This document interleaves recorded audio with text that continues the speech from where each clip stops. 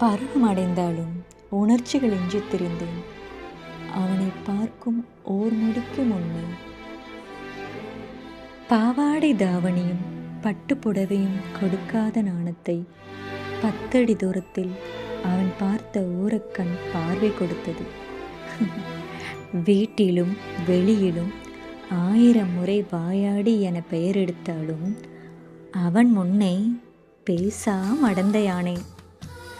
பள்ளி கல்லூரியில் பற்பல மொழிகள் கற்றாலும் 3 வார்த்தையில் என் விருப்பம் சொல்ல எத்தனையோ நாட்களில் தயங்கினேன்.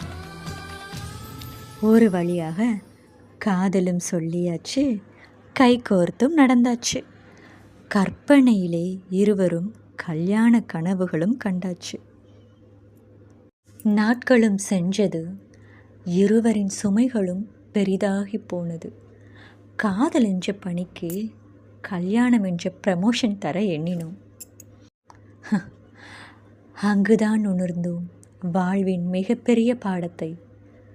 அவனை பிடிக்கும் ஊரில் அனைவருக்கும், என்னை பிடிக்கும் தெருவில் எல்லோருக்கும், எனினும் எங்களைத்தான் பிடிக்கவில்லை இங்கு யாருக்கும் என்று. வருடங்கள் பல சென்றது. இளமை முடிந்தது இமை மூடி திறக்கும் சமயத்திலே.